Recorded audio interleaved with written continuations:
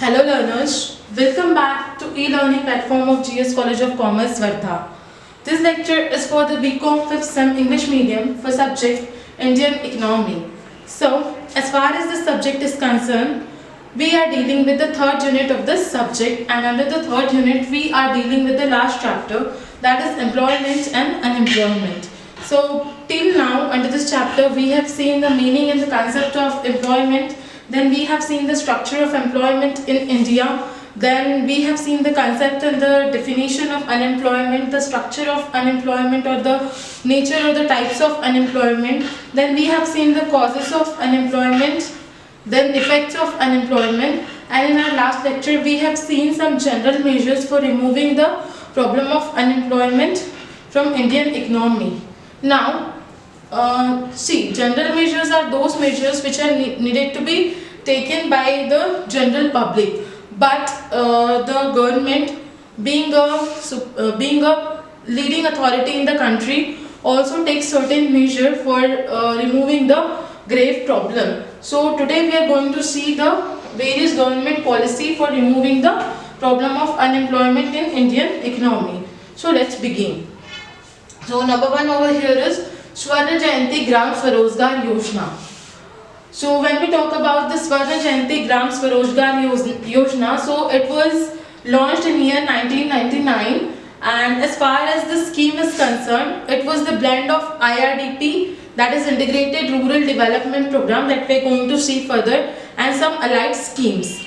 And under this scheme, the main objective of government was to promote the self-employment opportunity for the rural areas by establishing the micro enterprises in those areas, so that the opportunity for self-employment can be given, as well as opportunity for employment can be created in the rural areas. So with this objective, this Swarna Jayanti Gram Swarojgar Yojana has been launched. Another one is Sampurna Gramin Rozgar Yojana.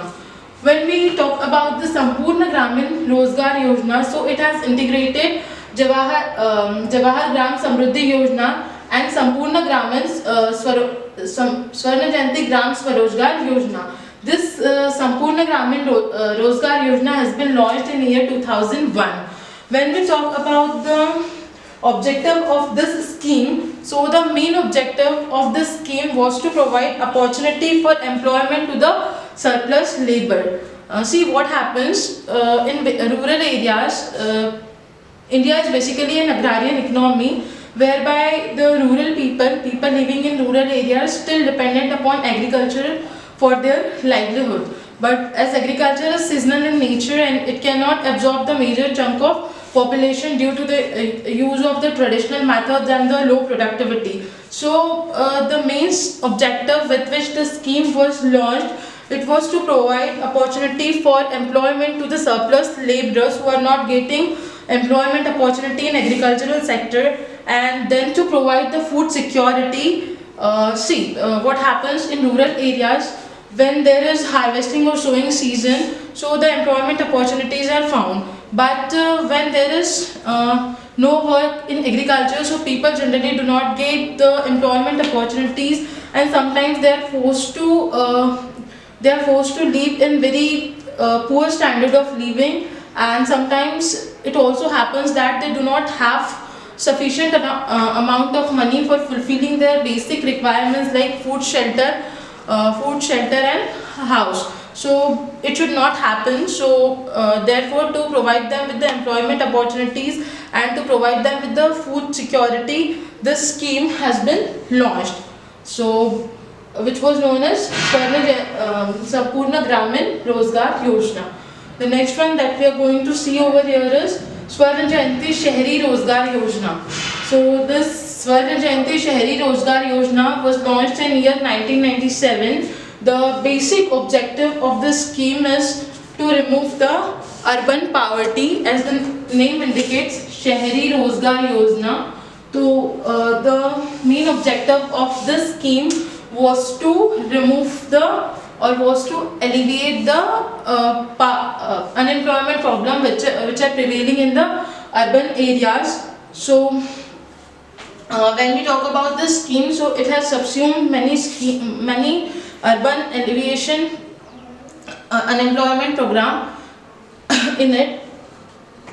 The main objective of this scheme is to provide the self-employment opportunities to the uneducated people in urban area by providing them the self-employment opportunities through establishment of the ventures or to establishment of ventures by individual or in group. And another objective of the scheme was to initiate and undertake the skill development programs and various training programs which can make people which can make people to uh, which can help people to develop those skills which are basically required for the job. So under this program, under this scheme, various skill development programs and training program used to be undertaken, which used to help people to learn the skills which are required for which can help for which which can help for having the self employment opportunity or for doing the job at some other places, for getting the job at some other places. So these were the two main objective of this Swarna Jayanti Shahri Rozgar Yojana. The next one is Prime Minister's Rozgar Yojana. So this scheme has been launched during the 8th 5-year plan. So when we talk about this Prime Minister Rozgar Yojana, so the basic objective of this scheme was to provide self-employment opportunities to more than 1 million of educated unemployed youth by setting up 7 lakh micro enterprises. And the major objective of this scheme was to generate employment opportunities in rural as well as urban areas by encouraging the self-employment micro enterprises in the village as well as the urban areas. And another objective of the scheme is to bring the rural and the traditional artisans and the unemployment educated youth together and helping them to start a micro enterprise or to provide them with the self employment opportunities. So another objective of the scheme was also to provide job opportunities in rural areas or the employment opportunities in rural areas, so that the problem of migration from rural areas to urban areas can be checked up to certain extent. So these were the some objectives of this Prime Minister's Rozgar Yojana, which was launched during 8th 5-year plan. The next one over here is National Rural Employment Program.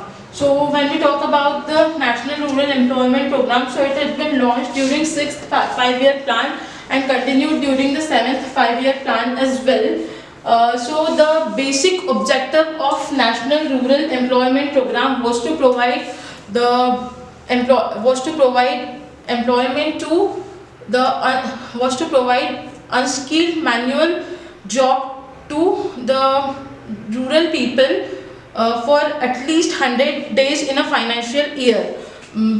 Because see what happens in rural areas, most of the people are dependent upon agriculture for their livelihood, and as far as we have discussed in our last lecture, we have seen that agriculture is provides the seasonal employment in nature. So during the off season, when there is no work in agriculture, people remain unemployed. They do not have sufficient amount of income for fulfilling their basic needs. So in such case, they should not suffer, they should not be deprived of the basic facilities for living. So to prevent them from such grave situation, with this objective, this National Rural Employment Program has been launched, and it used to give manual unskilled job to the members of members of a family who are ready to do unskilled manual job, and it used to provide job for 100 days in a financial year.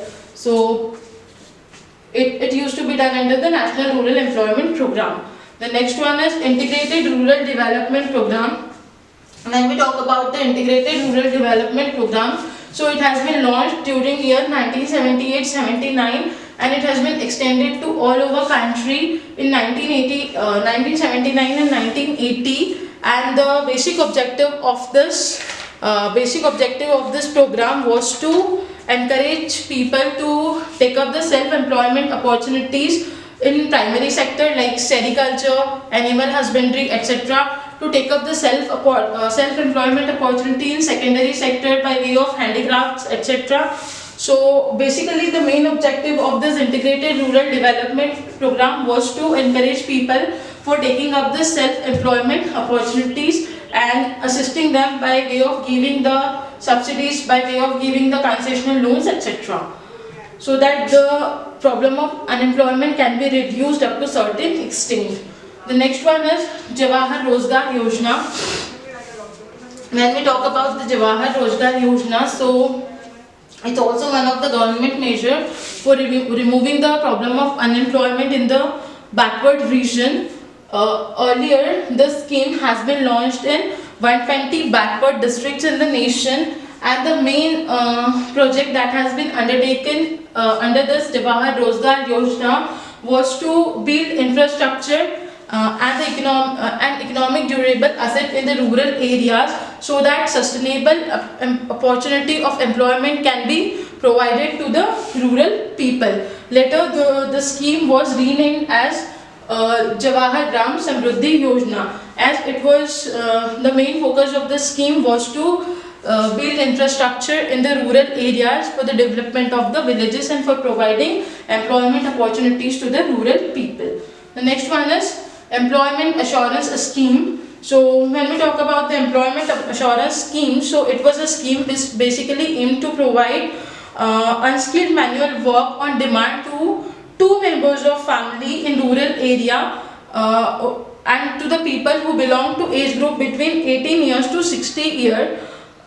18 years to 60 years. This scheme also aimed to provide job for 100 days in a financial year, and this scheme was also for the rural areas because again, as we know, rural population is mostly dependent upon the agriculture for their livelihood. So during off season they do not get any employment opportunities, so they do not have any income source. So for solving this problem and for solving the problem of the seasonal unemployment, this scheme has been introduced. So under this scheme, the people used to get the employment opportunities in other sectors in the rural area during the agriculture lean period. So these are the certain schemes which are introduced by government during different plan periods for removing the problem of unemployment in India. So today we have completed with our third unit under the subject Indian economy. Now we are left only with the last unit that we are going to start in our next lecture. So you guys are requested to keep watching the videos so that if your examinations are going to be announced anytime soon, so you wouldn't be having any hodgepodge or you wouldn't be having any difficulties. So keep watching the video lectures. In case you are having any doubt or queries, so please ask us on your WhatsApp group, or you can also ask me your queries on my personal WhatsApp number. So keep watching the video lectures. Stay tuned. Thank you.